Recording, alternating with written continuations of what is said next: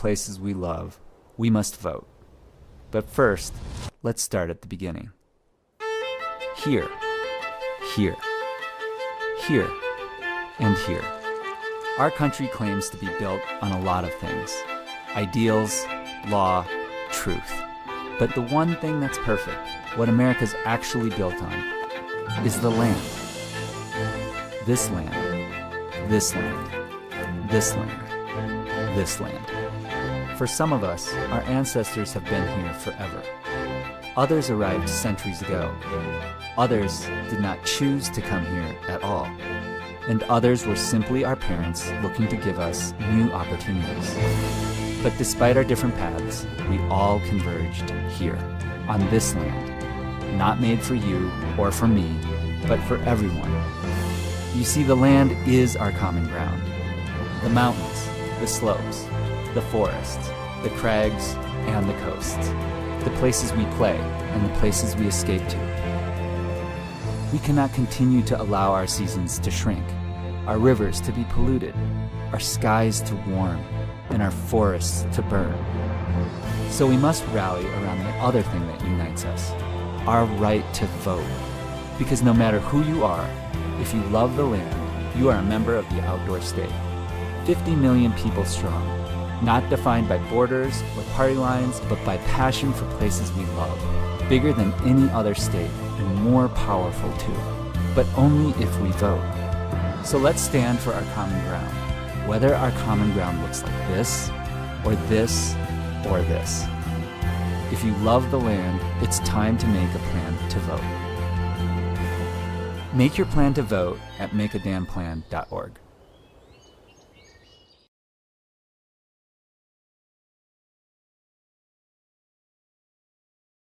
I'm Zimmerman, and this is the last presentation in our Send the State series with Protect Our Winners. It's been a really cool journey with a lot of amazing stories, and I am very excited about this last one.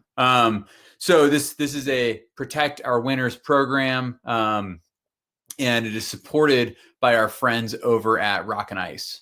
And they're actually giving away 2 subscriptions for a couple of folks in the audience, and you get access to that by just by being here. So our presentation this evening is with the one and only Kitty Calhoun. Kitty, I'm very excited that you're here with us tonight. You've been a hero of mine for a long time. Kitty is one of the pillars of our climbing community, and I mean, she's been doing rad stuff all over the world for a long time. And she's got roots in North Carolina. And that's what she's going to be talking about today, and how that has taken her to some amazing places.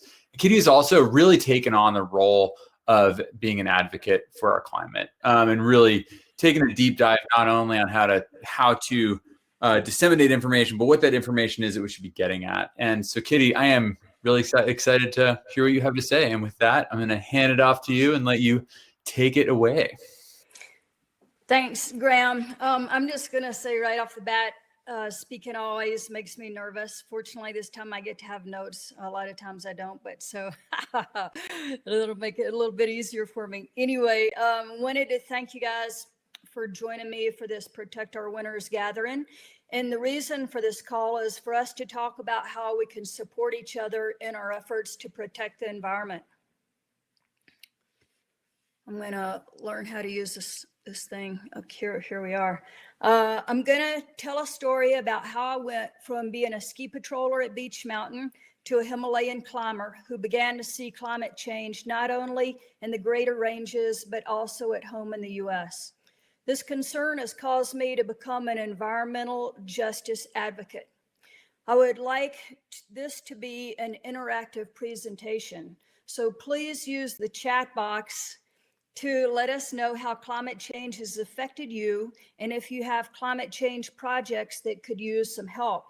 And then after I tell my story, then I'd like to address these thoughts that you have. Okay, so my appreciation for the outdoors started with weekend ski trips with my dad. Skiing became my source of source of joy and solace during my teenage years. When I turned 18, I went to the North Carolina Outward Bound School to spite my mom, who said I didn't have the skills to hike the Appalachian Trail. I was afraid of heights, but I wanted to overcome my weaknesses. So initially I had sort of a love-hate relationship with climbing. I eventually overcame my fear of heights, climbed a lot, and became a climbing instructor for the North Carolina Outward Bound School. I went to college at the University of Vermont so that I could be near good skiing, but the lift lines were too long, so I took up ice climbing. Then I took up some alpine climbing and became an international mountain guide at the American Alpine Institute. One thing led to another, and I found myself attempting technical routes on mountains in the Himalayas. It was on an attempt of the east face of Dhaulagiri in 1987 that I first encountered climate change. We were a team of 4, Matt and John Culberson from Asheboro, North Carolina. Matt's second from the left on the upper row, and John is just below him.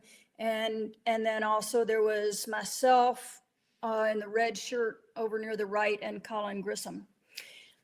And we were, none of us had ever tried to climb an 8,000 meter peak before. And I was the only one who had ever even seen one. We were on a shoestring budget. This expedition cost us $3,000 a piece, including airfare. We went to do the second ascent of the Kurtika-McIntyre route, which is a thin sliver of ice bisecting the east face, which is on the left. And that prominent ridge in the foreground is the standard route, the Northeast Ridge. So we arrived at base camp, and there was a team of Japanese who had the permit for the Northeast Ridge. They were already there.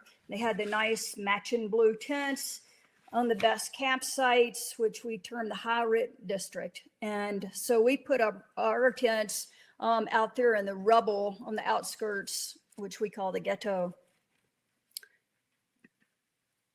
Since we had to approach the route from the other side of the mountain, we were unable to see the route until we climbed through an ice fall above base camp and reached a saddle at 19,000 feet. I had my heart set on climbing this extraordinary route. I'd been planning and dreaming for months. But when we finally reached the east face, there was nothing but running water over bare rock over the lower 2,000 feet of the route. And I just sat and cried. This was the first time I had noticed the effects of climate change, but scientists had started recognizing the phenomenon 15 years earlier in 1972. We ended up having to settle for an ascent of the standard route, the Northeast Ridge. This was an epic ascent.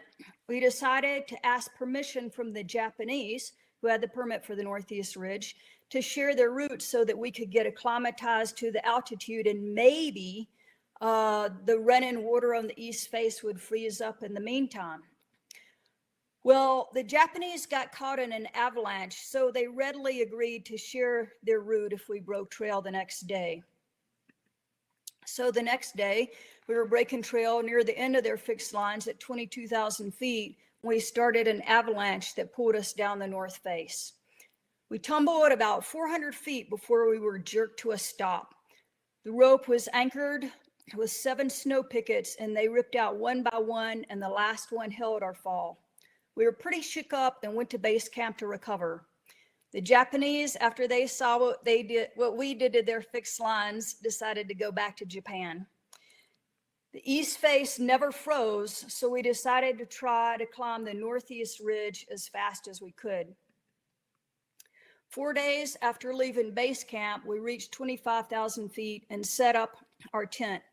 The next day we summited, and the following day we got all our gear back to base camp. That night, a major storm hit the entire country of Nepal and dumped more than 3 feet of snow on our camp. Then another epic ensued, which I don't have time to go into. But suffice it to say that my learning to deal with fear on the rock cliffs of North Carolina and persisting in the face of seemingly unsurmountable hurdles has been foundational to my achievements in life.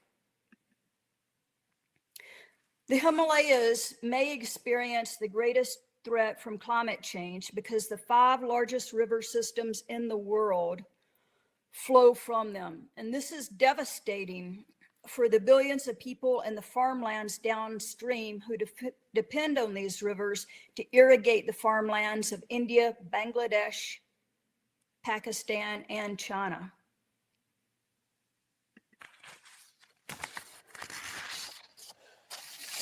The effects of climate change are most dramatic in the Himalaya, but they're evident in the US as well. According to the North Carolina Policy Watch, in North Carolina, there will be a greater risk of hurricanes and floods. North Carolina is second in the US for the number of climate-related disasters costing $1 billion or more. The temperatures will be rising most notably in winter, and even human-made snow will be unpredictable. Communities in the mountains may be threatened by drought or wildfire, depending on if they're in the rain shadow or not. In 2016, wildfires burned more than 59,000 acres. This poses particular threat for those who live near towns or who live where towns meet undeveloped land. And North Carolina has more acres in this interface than any other state, according to the North Carolina Policy Watch report. We're an outdoor state, a community of outdoor enthusiasts. We're bigger and more influential than the country's biggest state. Because we are united by our passions, imagine the impact we could have if we all stood for our playgrounds by pledging to vote together for climate champions. The biggest impact we can have on climate change is through our elections. We can also impact climate change by supporting businesses who stand for environmental justice. Joining the outdoor state means that you're committed to standing for these playgrounds and using your voice to protect your great escapes. In turn, POW will make sure you have the tools and resources you need to use your voice loud and effectively, both every day and in every election. POW is a policy advocacy group which does research on policy, is a network for alliances, holds events, and is a repository for climate resources. Standing for your playground means standing up for the places that you go to in order to escape, find balance, and restore calm in an increasingly chaotic world. But we have lots of opportunity as well to meet these challenges. If you haven't voted yet, the POW Action Fund has a website or a voter guide on their website that goes through the positions of your state and federal voting choices so you can make an educated decision. Also, even though the Supreme Court just upheld North Carolina's right to count ballots that are postmarked on election day and received by November 12, it's safer to use a voter drop box. So now we'd like to open this up to questions and answers and a discussion of the environmental justice projects that you support or need help with, and hear your stories. Again here. Yeah, I love those stories. I mean, those are, oh man, I mean, hearing about you guys climbing on Dilliguri and everything, that's some powerful stuff. I didn't know that you went and tried the Wojtek and McIntyre's line. That's a really powerful I think story. it's seen its last ascent, and I gave a TED talk on places, on mountains that I've been to that I think have seen their last ascent due to climate change. But again, it's not just the Himalayas are pretty stark evidence of climate change, but when you look around, there's more and more evidence of it in the United States, and I feel like it's like a kind of like a cancer. Like you don't realize it's there until it's almost too late. Yeah, that's a really interesting metaphor. That's really powerful, and I think what's another example of of a route that you've gone to climb or climbed in the past that's no longer there? Well, in Alaska, we did do a route on Middle Triple Peak, but when we came down, we didn't think that the pilot was going to be able to pick us up on the glacier because the glacier was melted out. So our choices were either to spend the next 7 days stomping out a platform and hoping that the plane could land there, or else just start hoofing it down the glacier and follow it down to the river to a predetermined spot miles down the river where a plane might be able to land and pick us up. And so these places are now climbing routes are now becoming inaccessible because of climate change. There are other examples, changes that have happened. There have been mountains in Chamonix that have been shut down. The top 33 feet of Mount Cook fell off. I climbed the Diamond Couloir on Mount Kenya, and the ice curtains fallen off. When we went and did it, it hadn't been climbed in 9 years, and people didn't think that it'd ever see another ascent again. I mean, now you can climb it in modern conditions, which means that basically you're just dry tooling on rock that's running with water. That does not sound as good. It's not the classic route that it used to be, That's really interesting. Yeah, it's fascinating because these, the Arctic areas and these high altitude realms, whereas climbers, we love to spend time, or we aspire to spend time, are the areas being affected most. So the story of this change is our story, and it's our story to tell. And I think that actually leads us pretty well to a couple of questions from the audience. So Grace is asking, this is kind of more about communications around climate. What do you say to close family who don't care to vote on climate change because, quote, it won't affect them during their lifetime? Thank you for asking that question.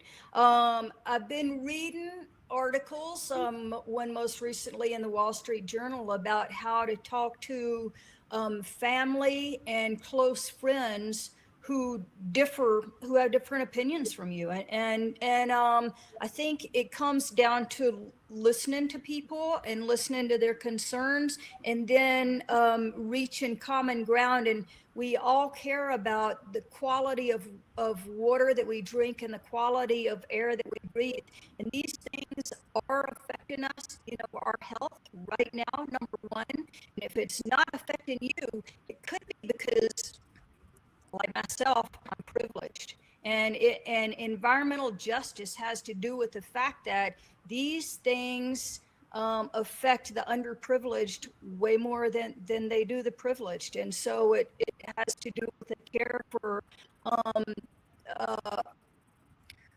mankind as a whole. And when we live in a society where we listen to each other and care about each other, it's a much higher quality of life. I mean, it doesn't matter really, and I can say this, it doesn't matter how much money you have or whatever. What really matters is being surrounded by people who care about you, and and you care about them. I mean,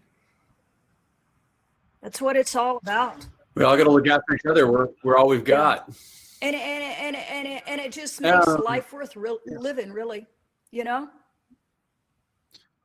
Oh yeah, and I couldn't agree more. And we're just here discussing changes in the big mountains, but you talked a lot about wildfires in North Carolina, and I live out west. I grew up out in Washington State, and I live in Oregon now. And wildfires have always been kind of a fact of life out here.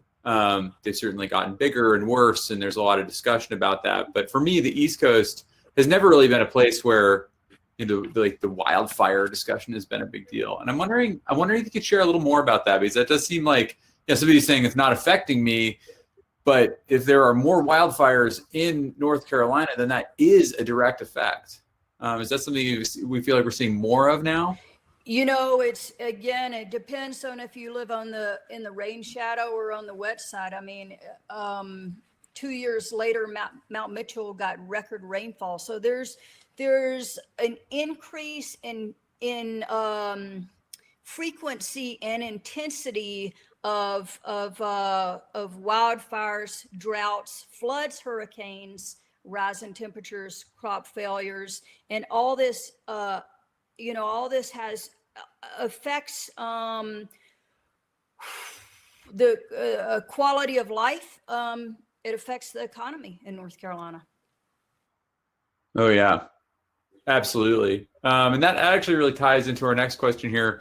And there are kind of two questions that are pretty closely related. What are some things that a college student who is, doesn't have a lot of income can do to help the climate? And somebody else who asked, what is the most important thing that can be advocated for besides voting in order to help the climate crisis? And I think that both those things are like, money drives a lot of political change and voting and things like that, but personal actions are super important. And so in terms of like, things that you feel like are important, what bubbles up for you, Kitty? I agree that there are a number of ways that you can give back besides donating to causes. It comes down to number one. I think that realizing that your voice matters and that there's a ripple effect. Both the things that you say and the things that you do have a ripple effect. So it's not just people with money that have power. We all have power. It's the power of our voice, and and when we work together on projects, then we're more powerful.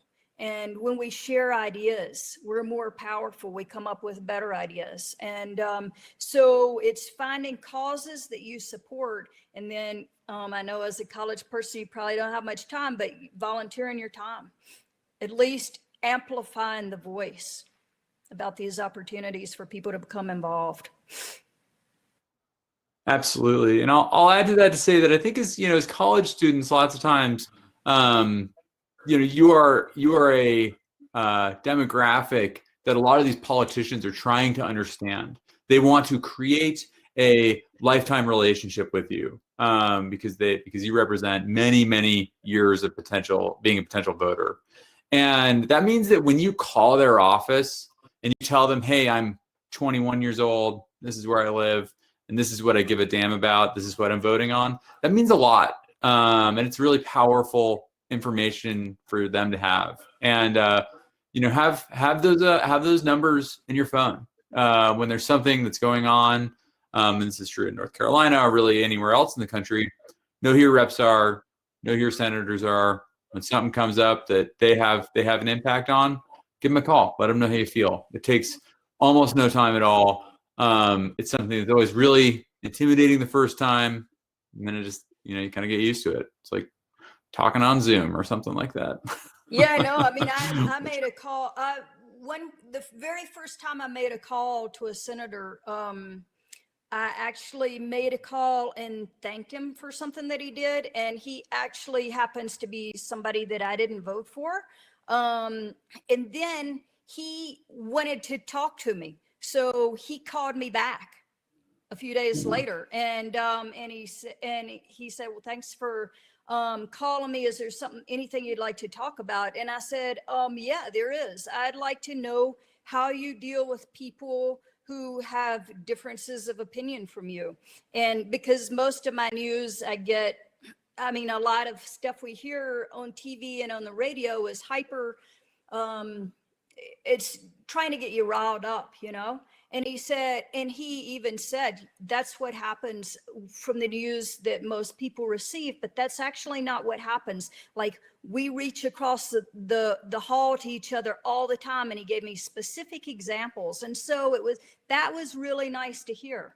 And it was also nice that he wanted to hear what my concerns were. I didn't tell him I didn't vote for him, but anyway, it was great having a conversation, and that's what I want to promote. We need to have conversation, and even conversations with people that don't agree with us, or yeah.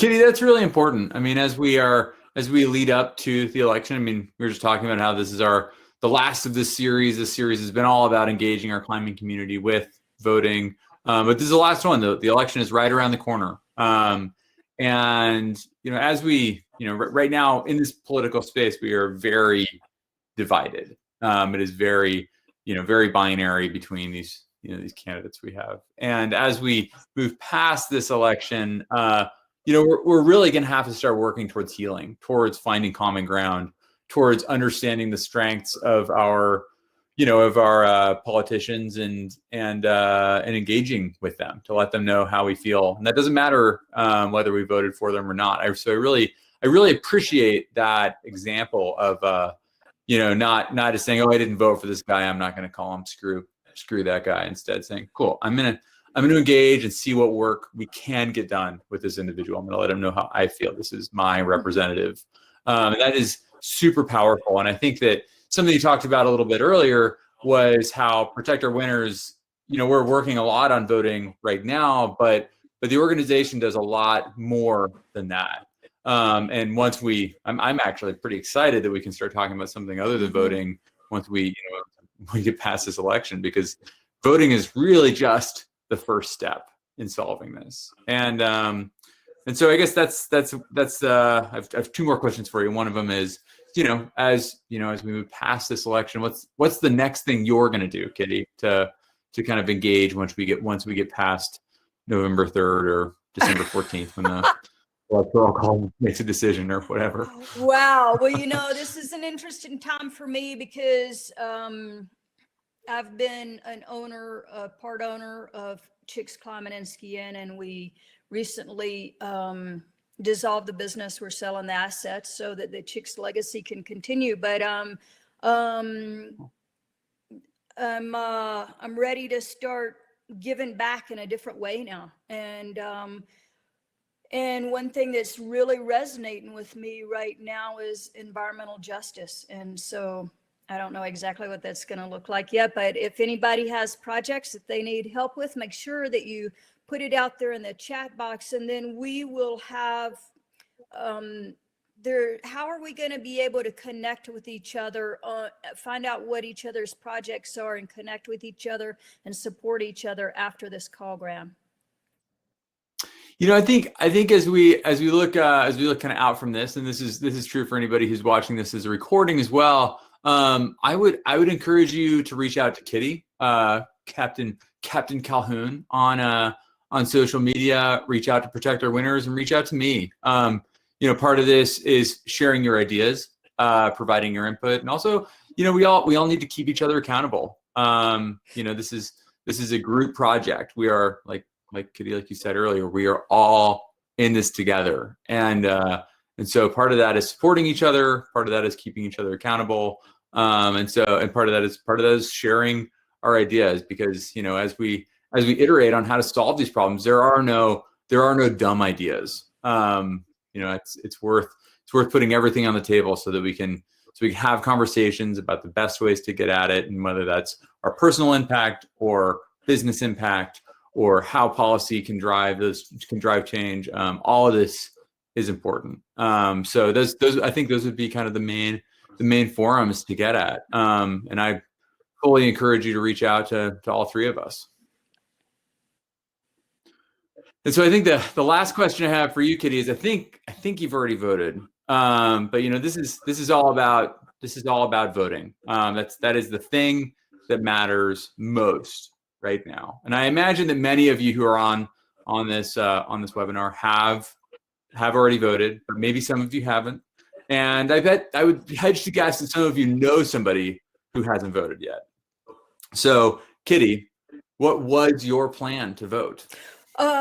Actually, I went on the POW Action Fund site, and there's also a site, it's probably the same site that's on the Access Fund site, where you can look at you can get more information on everything on your voter ballot. And so I used the information from that website, as well as information that was in my local paper, so that actually read up on each of the candidates. And, you know, a lot of times I've been like, well, you know, I'll just vote straight ticket or whatever. But, you know, you can't just assume that's going to be the result that you those people that you really want to support are the result that you really want. So this time I took the time to actually read up on each candidate and each issue, so that I felt like I came up with a more thoughtful plan this time. And I felt good about it. I'm stoked that that people have done the research, that POW has done the Action Fund has done the research, to help me so that I can make an educated decision. Yeah. I love it. Yeah, it's not something you need to do in the vacuum. It's not something you need to, you know, there are a lot of opinions out there. There's a lot of good information. There are a lot of resources to get at, and we fully encourage you to dig into them. That's because that is how you become an informed voter. And with that, you know, this is the end of our Send the State series, and the last event that we have before the election with Protect Our Winners is a Stoke the Vote party that is on, I think it's on Monday evening, and that's going to be pretty cool. So I would encourage you to jump over to Protect Our Winners. You can find that on social. Come join us. We're going to be chatting with a bunch of folks from all over the country about voting, about policy, about what we do after, telling stories, talking a little trash. It should be good fun. But you know, Kitty, I want to thank you for coming out this evening. And is there anything else you wanted to share before we sign off? No, I'd just like to say that, I mean, North Carolina is such a special state. It's such a special place. And I mean, it's just so worth protecting and fighting for. And yeah, I hope everybody votes, and I look forward to staying in touch with everybody. Me too. And thank you, everybody, for coming. Thank you to POW for having us. Thanks to Rock and Ice. And go let your voice be heard. Let's engage. Let's get this done. And then we can go crimp on more granite and climb big mountains. Because that's what we want to do too. Y'all are great. We deeply appreciate you. Kitty, Thanks. You're amazing. Friends, we will see you soon. And we'll sign off in 3, 2, 1. Started to understand that amplifying our voices and getting people out to vote is the only thing that we can do fast enough to kind of solve these major issues.